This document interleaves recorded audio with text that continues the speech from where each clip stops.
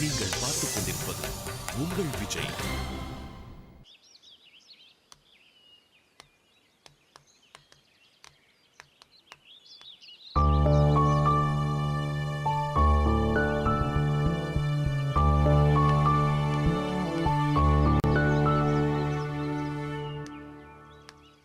திவ்யா, நான் உன்கிட்ட கொஞ்சம் பேசணும். சொல்லு திவ்யா. நான் இப்படி கொஞ்சம் உட்காரலாமா? உட்காரு திவ்யா.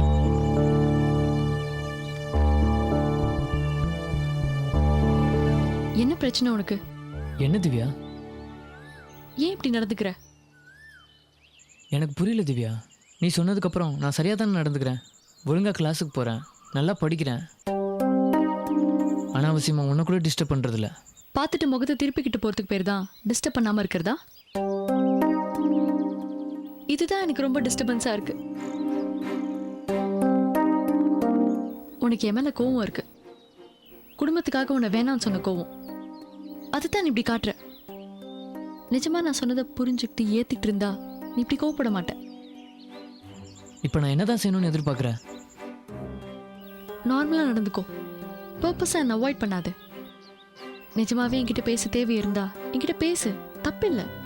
ஒன்று நினைக்கவே கூடாதுன்னு ஒவ்வொரு நிமிஷமும் நினச்சிக்கிட்டு இருந்தா பிரயோஜனம் இல்லை.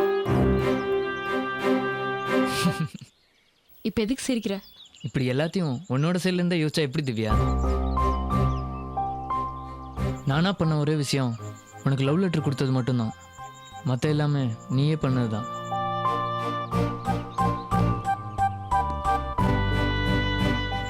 நான் ஜஸ்ட் அதை ஏற்றுக்கிட்டேன்.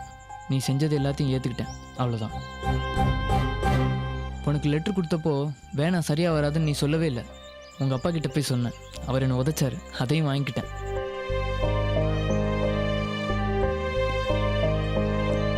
அதோட விடலை, துரத்தி என் பின்னால் வந்து சாரி கேட்டேன். நான் உன்னை மன்னித்தேன். அப்புறம் என் மனசுக்குள்ளே வந்து காதல் நம்பிக்கை கொடுத்தேன். நான் உன்னை காதலித்தேன். அப்புறம் காதல்லாம் வேணாம், குடும்பம் தான் முக்கியம்னு சொன்னேன். அதையும் நான் ஏற்றுக்கிட்டேன். அந்த கஷ்டத்தை நான் ஃபீல் பண்ண கூட முடியல. நீ சோகமாக இருந்தா எனக்கு குற்ற உணர்ச்சியாக இருக்குன்னு சொன்னேன். அதையும் கேட்டுக்கிட்டேன். இப்போ நான் நார்மல் ஆகிட்டேன். இப்போ உன்னை டிஸ்டர்ப் பண்ணக்கூடாதுன்னு ஒதுங்கி போகிறேன். இல்லை என் கூட பேசு, வேற எதுவும் நினைக்காதன்னு சொல்கிறேன். நீ நடந்துக்கிறது ஏதாவது நியாயமாக இருக்கா சொல்லு? எனக்கும் ஒரு மனசு இருக்கு. அது நான் சொல்கிற பேச்செல்லாம் கேட்காது. இல்லை சரவணா, நான் நண்பர்கள் காதலர்களாக மாறலாம், ஆனால் காதலர்கள் நண்பர்களாக மாற முடியாதுன்னு சொன்னவன் நீ தான்.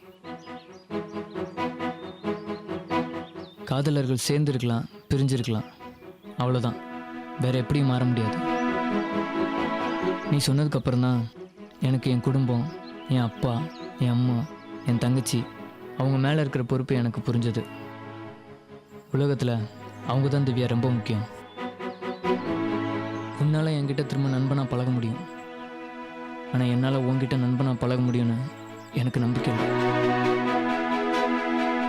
உன் மேலே கோபம் இல்லை, ஆனால் பயம் இருக்கு. இப்படியே தள்ளி இருக்கிறது தான் நமக்கும் நம்ம மேலே நம்பிக்கை வச்சிருக்க நம்ம குடும்பத்துக்கும் நல்லது. I'm sorry.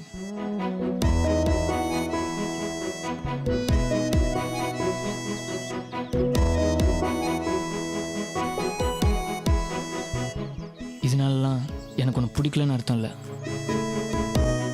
உலகத்திலே நான் அதிகமாக நேசிக்கிற பொண்ணு நீ தான். அதனால தான் நான் உன்னை விட்டு தள்ளியே இருக்கிறேன்.